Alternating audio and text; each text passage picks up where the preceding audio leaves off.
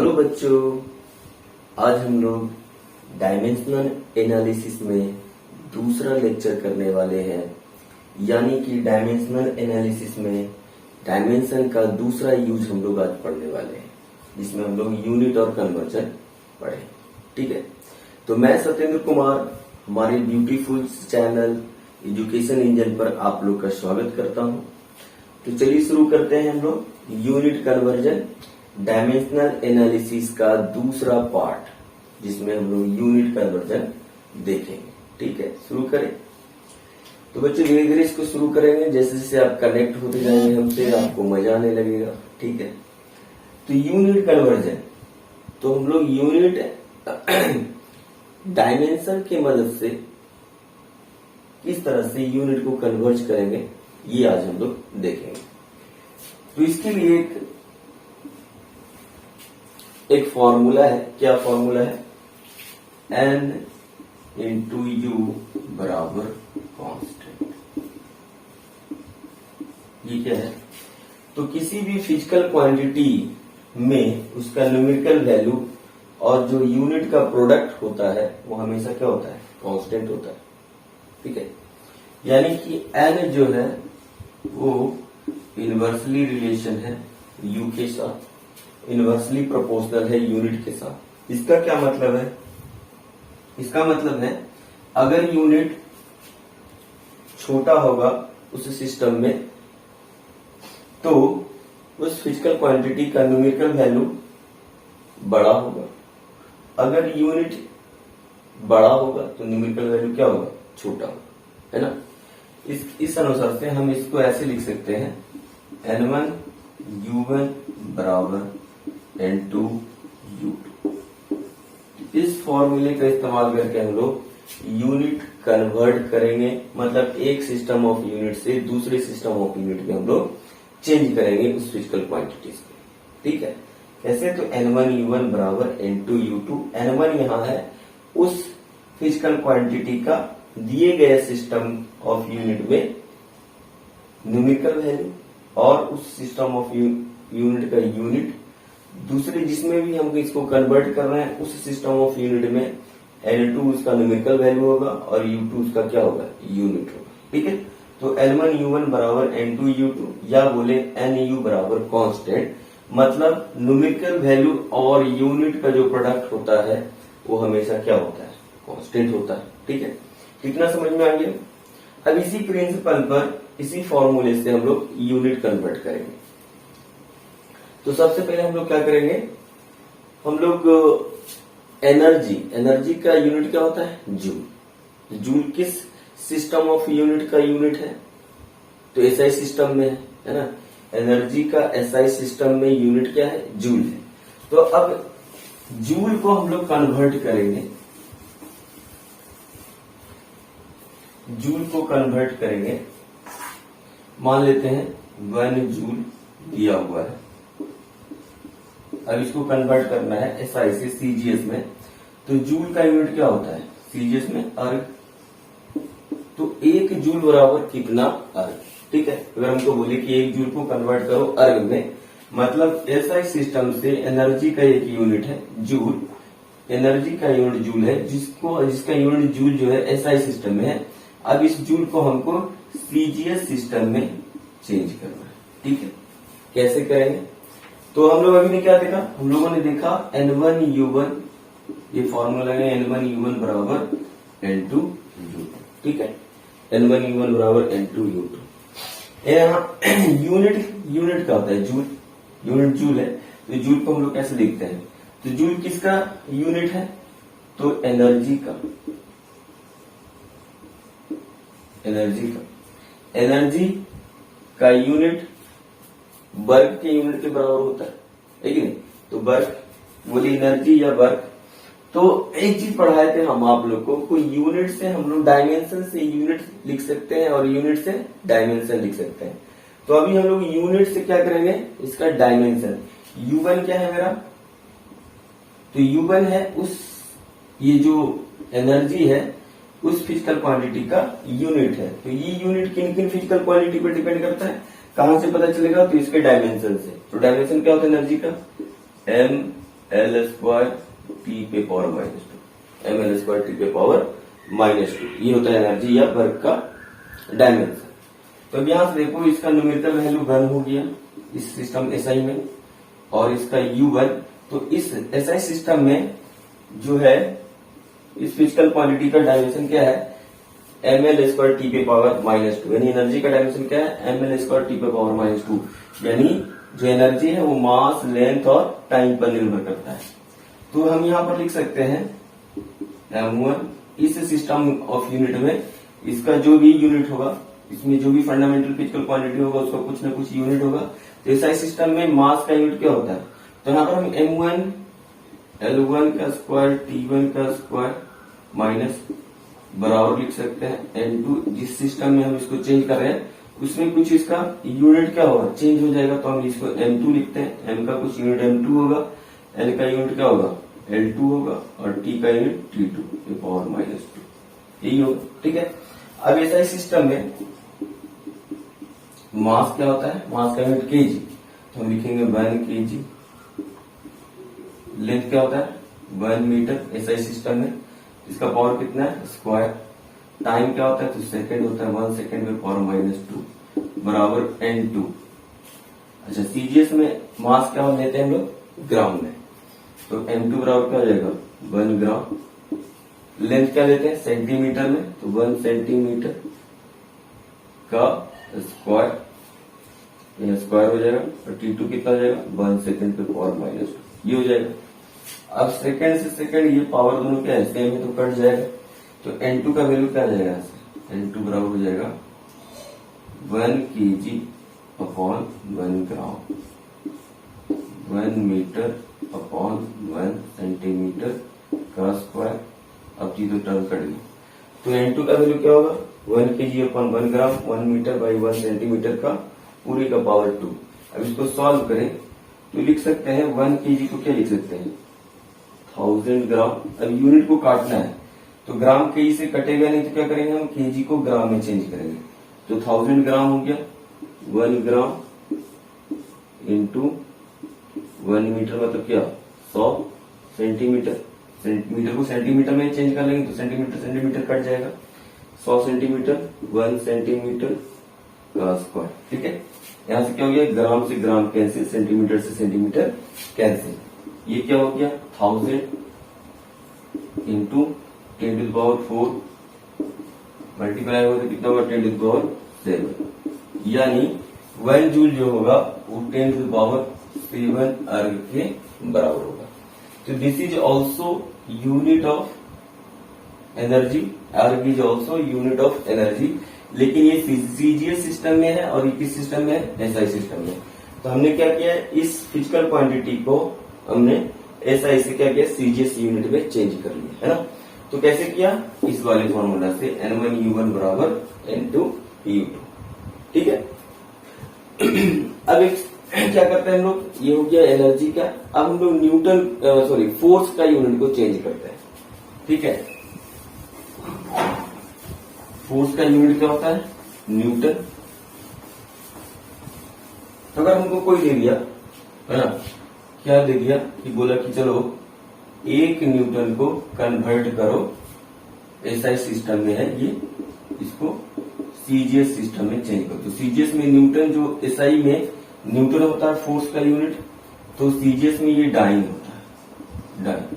तो कितना डाइन होगा, यानी 1 न्यूटन बराबर कितना डाइन, यानी हमको क्या बोल रहा है एसआई से ये क्या करो इसको चेंज करो सीजीएस में, यानी फोर्स का यूनिट एसआई से इसको सीजीएस में चेंज करो। तो क्या करेंगे फिर से हम लोग क्या जानते हैं n1u1 बराबर n2u2। n1 हो गया 1, न्यूमेरिकल वैल्यू हो गया 1, न्यूटन का यूनिट लिखना पड़ेगा। तो न्यूटन क्या होता है न्यूटन फोर्स का डायमेंशन क्या होता है, तो होता है NLT पे पावर -2। अब इस डायमेंशन से यूनिट लिख लेंगे हम लोग, है कि नहीं।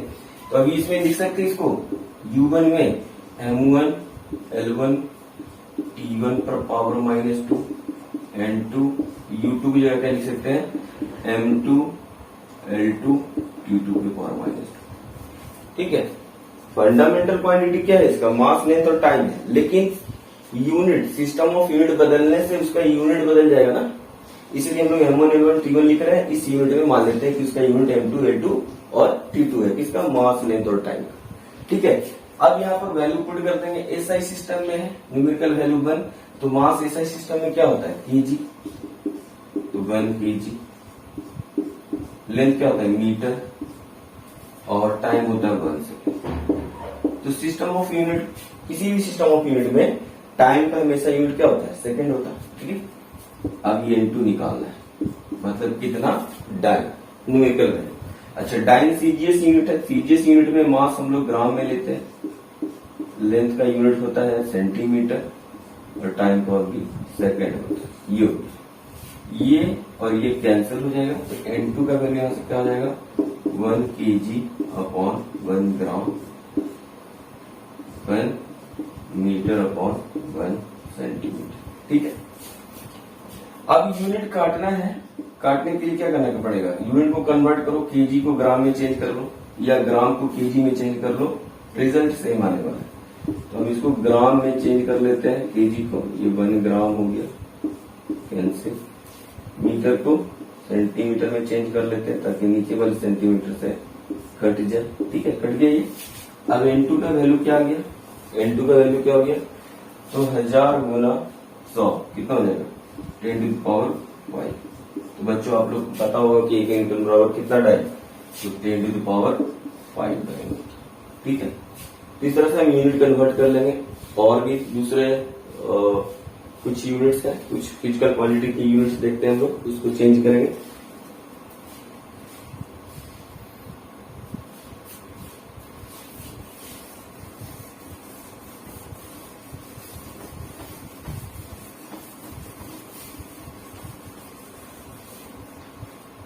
ग्रेविटेशनल कांस्टेंट मान लेते हैं, ग्रेविटेशनल कांस्टेंट का जो वैल्यू है एसआई सिस्टम में वो है 6.67 into 10 to the power -11। G का यूनिट क्या होगा, तो force into R square mass का मोल इंटू M2, तो ये हो जाएगा न्यूटन मीटर स्क्वायर पर केजी स्क्वायर, ये हो गया, है ना। तो मान लेते हैं कि gravitational constant, universal gravitational constant का जो वैल्यू है एसआई सिस्टम में 6.67 into 10 to the power -11 newton पर मीटर स्क्वायर पर केजी स्क्वायर, है ना। तो हमको बोलता है इसको कन्वर्ट करो, convert it into CGS system, CGS system, या बोल सकता था चेंज करो डाइन सेंटीमीटर स्क्वायर पर ग्राम स्क्वायर। ऐसे बोलेंगे, इसका मतलब ही क्या होगा कि सीजीएस में बोल रहा है, सीजीएस में डाइन होता है फोर्स का यूनिट, लेंथ का यूनिट सेंटीमीटर और मास का यूनिट ग्राम। तो अगर ऐसे ऐसे लिख दे, न्यूटन मीटर स्क्वायर पर केजी स्क्वायर से चेंज करो डाइन पर सेंटीमीटर स्क्वायर पर ग्राम स्क्वायर, तो इसका भी मतलब यही हुआ कि एसआई सिस्टम से सीजीएस सिस्टम में हमको चेंज करने के लिए बोला जा रहा है। ठीक है, तो क्या करें, फिर से N1U1 बराबर फॉर्मूला लगाएंगे, ये वाला N1U1 बराबर N2U2 numerical value into unit always remains constant. ठीक है, तो इसका न्यूमेरिकल वैल्यू कितना हो गया, 6.67 इंटू 10 टू द पावर -11।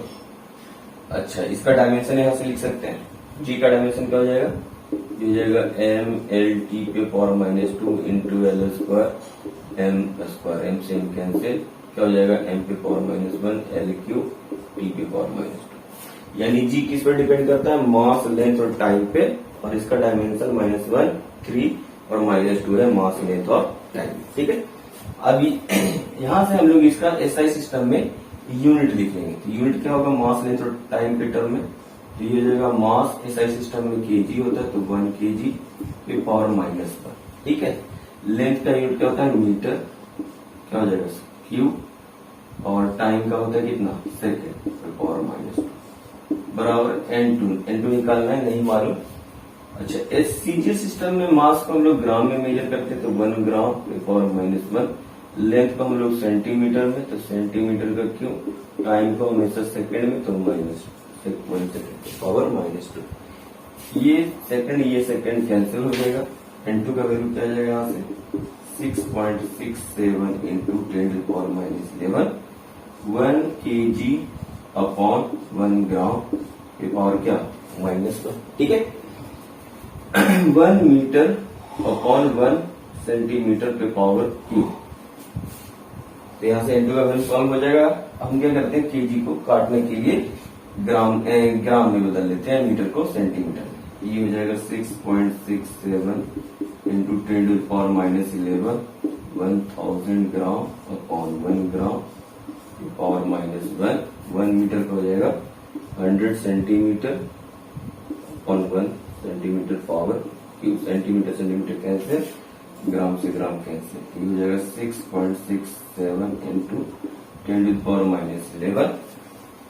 अब ये हो जाएगा -1 तो नीचे आ जाएगा 1/1000 इंटू ये हो जाएगा 10⁻6।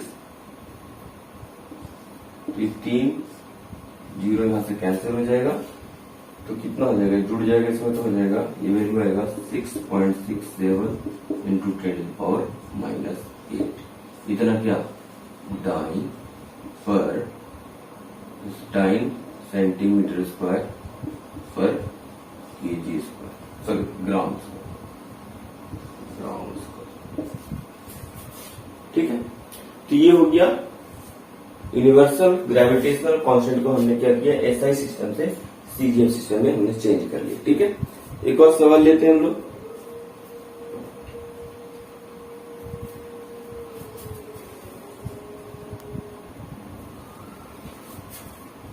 एक और सवाल लेते हैं हम लोग।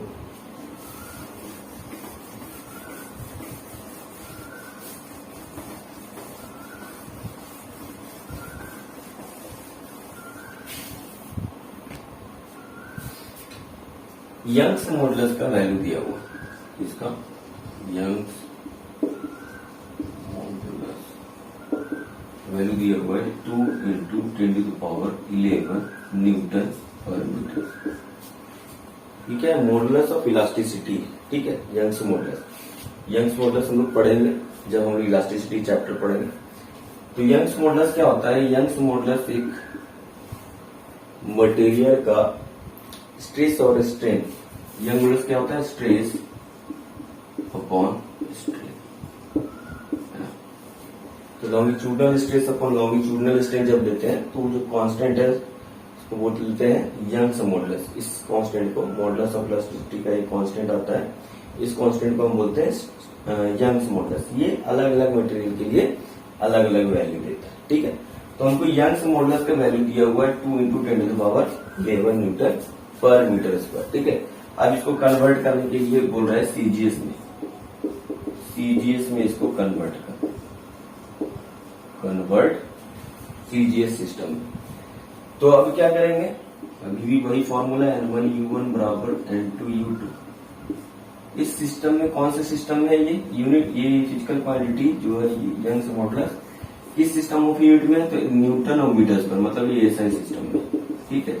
इसको करना है सीजीएस में चेंज होगा। तो यहां से देखो N1 का वैल्यू दिया हुआ है 2 इंटू 10⁻11।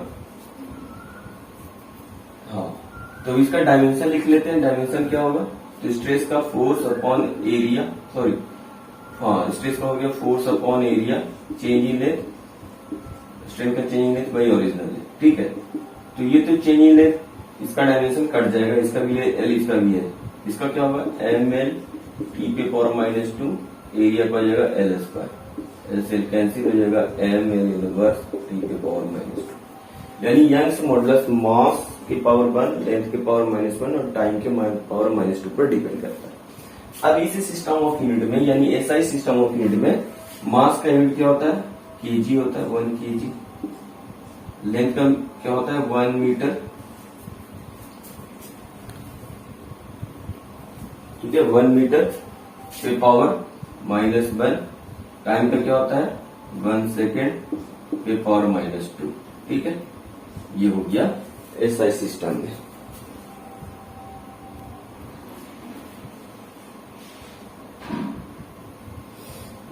ये हो गया एसआई सिस्टम में मास, लेंथ और टाइम का यूनिट लिख लिया हमने। अब सीजीएस सिस्टम में N2 का वैल्यू नहीं मालूम, मास किस में लेंगे हम लोग? ग्राम में। लेंथ किस में लेंगे? सेंटीमीटर में। टाइम किस में लेंगे? सेकेंड में। ये सेकेंड से ये सेकेंड पावर सेम है, इसमें कट जाएगा दोनों। अब N2 का वैल्यू क्या होगा? ये हो जाएगा 2 इंटू 10⁻11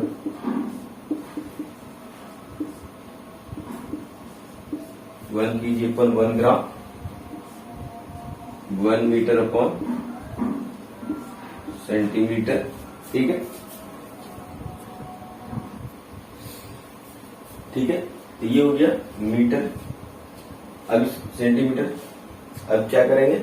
यूनिट को काटने के लिए दोनों यूनिट को सेम यूनिट में चेंज करेंगे। तो यहाँ ग्राम पहले से हम इसको केजी को ग्राम में चेंज कर लेते हैं। तो N2 ग्राम क्या हो जाएगा?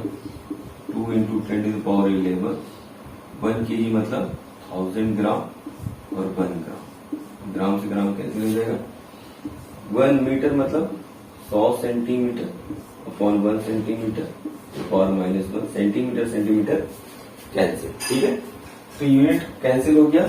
अब बस न्यूमेरिकल वैल्यू बचा है, इसको सॉल्व कर लेते हैं। 10³ और 1/100 तो कट जाएगा, तो 10 बचेगा यहाँ पर, और इससे गुना जाएगा तो कितना हो जाएगा? पावर जुड़ जाएगा 10⁻12। क्या हो जाएगा? ये हो जाएगा डाइन पर सेंटीमीटर, है ना। तो यंग मॉडुलस दिया हुआ था किसी मटेरियल का, कितना? 2 इंटू 10⁻11 न्यूटन पर मीटर स्क्वायर। ये किसमें है? एसआई सिस्टम में। इसको हमने सीजीएस सिस्टम में कन्वर्ट कर लिया। सीजीएस सिस्टम में कितना इस मटेरियल का यंग मॉडुलस का वैल्यू क्या आया? 2 इंटू 10⁻12 डाइन पर सेंटीमीटर स्क्वायर। इसमें डाइन पर सेंटीमीटर सीजीएस सिस्टम में। ठीक है, सीजीएस यूनिट है फोर्स और एरिया का, डाइन पर सेंटीमीटर। ठीक है, नेक्स्ट सवाल लेते हैं हम लोग। बच्चों हम लोग एक और एग्जांपल लेते हैं। ठीक है, सरफेस टेंशन। किसी लिक्विड का सरफेस टेंशन क्या है? किसी लिक्विड का सरफेस टेंशन का वैल्यू दिया हुआ 72 डाइन पर सेंटीमीटर। ठीक है, किसी लिक्विड के सरफेस टेंशन का वैल्यू दिया हुआ है 72 डाइन पर सेंटीमीटर। अब इसको कन्वर्ट करने के लिए बोलता है हमको कन्वर्ट इट इनटू न्यूटन पर मीटर, या बोले इसको एसआई सिस्टम में चेंज करने को होता है। या तो न्यूटन मीटर बोलेगा या एसआई सिस्टम में चेंज करने के लिए बोलेगा, बात बराबर। ठीक है, तो हम लोग क्या करेंगे? तो सबसे पहले सरफेस टेंशन किन किन फिजिकल क्वांटिटी पे डिपेंड करता है, उसका यूनिट लिखना पड़ेगा। तो सबसे पहले सरफेस टेंशन का हम लोग क्या करते हैं? डायमेंशन निकाल लेते हैं। तो सरफेस टेंशन होता क्या है? सरफेस टेंशन होता है फोर्स अपॉन लेंथ। फोर्स का डायमेंशन mLT/-2, लेंथ का डायमेंशन है L से L कैंसिल हो जाएगा, कितना बचेगा? mT/-2। यानी सरफेस टेंशन मास और टाइम पर डिपेंड करता है। मास के पावर 1 पे, टाइम के पावर -2। ठीक है, अब यहां से फॉर्मूला लगाएंगे N1U1 बराबर N2U2। ठीक है, N1U1 बराबर N2U2। N1 जो कि सरफेस टेंशन का वैल्यू दिया हुआ है सीजीएस सिस्टम में, कितना? 72। अच्छा, इसका किस फंडामेंटल फिजिकल क्वांटिटी पे डिपेंड करता है? मास और टाइम। तो सीजीएस में मास का यूनिट कितना लेंगे हम लोग? तो 1 ग्राम लेंगे। टाइम का क्या लेंगे? तो 1 सेकेंड पावर -2 बराबर होगा न्यूटन मीटर बोलो या एसआई सिस्टम में N2 का वैल्यू निकालना है, नहीं मालूम है हमको। ठीक है, तो N2 हो गया। अच्छा, कोई भी सिस्टम ऑफ यूनिट हो, लेकिन वो फिजिकल क्वांटिटी किस पे डिपेंड करेगा? मास और टाइम पे। तो एसआई सिस्टम में मास का यूनिट क्या होगा? केजी, तो 1 kg लिखेंगे। टाइम का यूनिट क्या होगा? तो 1 सेकेंड पे पावर -2। ये तो कैंसिल हो जाएगा। अब N2 बराबर क्या हो जाएगा? 72 इंटू 1 ग्राम अपॉन 1 kg। ठीक है, अब यूनिट को काटना पड़ेगा, तो क्या करने करेंगे? या तो ग्राम को चेंज कर लो केजी में, या केजी को चेंज कर लो ग्राम में। ठीक है, हम केजी को ग्राम में चेंज कर लेते हैं, आसान होता है। ठीक है, ये 1 kg 1000 ग्राम, ग्राम से ग्राम कैंसिल हो गया। N2 का वैल्यू क्या आ गया? 72 अपॉन 1000, यानी 0.072 न्यूटन पर मीटर। इस तरह से हम सरफेस टेंशन का वैल्यू सीजीएस से एसआई में चेंज कर लिया। ठीक है, अब एक और अच्छा सवाल लेते हैं, एकदम बड़े मजेदार। कभी कभी क्या बोलेगा कि कोई नया सिस्टम ऑफ यूनिट देता है हमको और दिए गए फिजिकल क्वांटिटी का यूनिट बोलता है उसे नए सिस्टम ऑफ यूनिट में बदल के दिखाओ, चेंज करके दिखाओ। जैसे समझो कि हम लोग जानते हैं कि कैलोरी जो यूनिट होता है वो किसका होता है, हीट का, और 1 कैलोरी किसके बराबर होता है, 4.2। ठीक है, 1 कैलोरी इक्वल टू 4.2 जूल। अब हमको क्या बोलता है कि नहीं, आपको जो मास का यूनिट लेना है अल्फा केजी लेना है, अल्फा। ठीक है, और लेंथ का जो यूनिट लेना है इस नए सिस्टम में वो कितना लेना है, बीटा मीटर, और टाइम का जो यूनिट लेना है वो कितना लेना है, गामा सेकंड लेना है। अब इस नए सिस्टम ऑफ यूनिट में, न्यू सिस्टम ऑफ यूनिट, इस नए सिस्टम ऑफ यूनिट में अब कैलोरी का क्या वैल्यू होगा, कैलोरी का क्या वैल्यू होगा।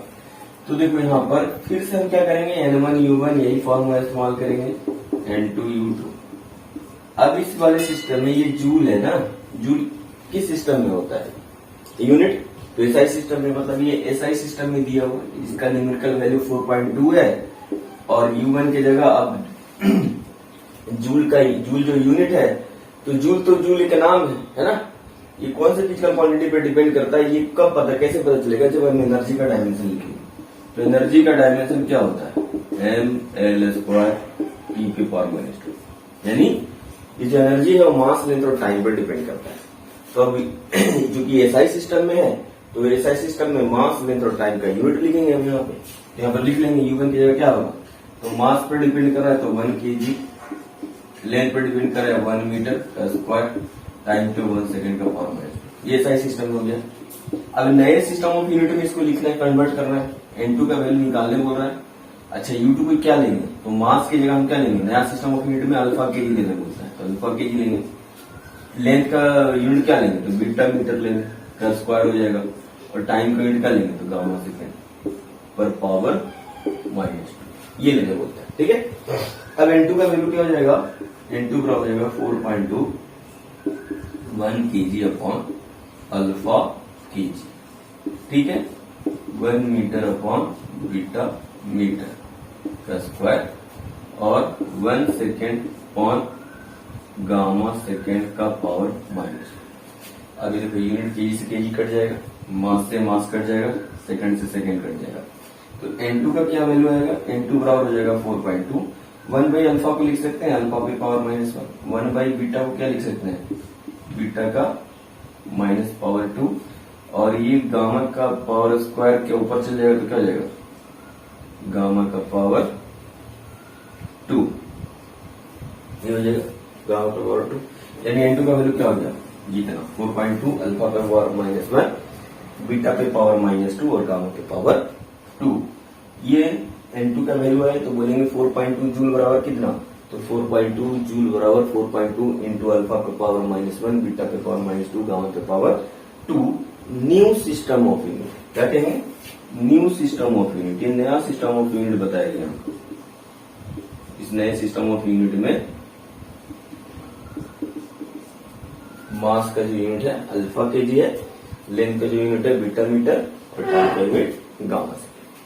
तो बच्चों इस तरह से डायमेंशनल एनालिसिस का ये जो दूसरा वीडियो है ना, यूनिट कन्वर्जन का, ये समाप्त हो जाता है यहाँ पे। तो हम लोग नेक्स्ट वीडियो में डायमेंशन का तीसरा यूज पढ़ेंगे, जिसमें हम लोग सीखेंगे एक से ज्यादा फिजिकल क्वांटिटी के बीच में कैसे रिलेशन स्टैब्लिश करते हैं, या ऐसे भी बोल सकते हैं कि फॉर्मूला डिराइव करना सीखेंगे। ठीक है, तो बच्चों पढ़ते रहिए, मिलते हैं हम लोग नेक्स्ट वीडियो में, तब तक के लिए धन्यवाद।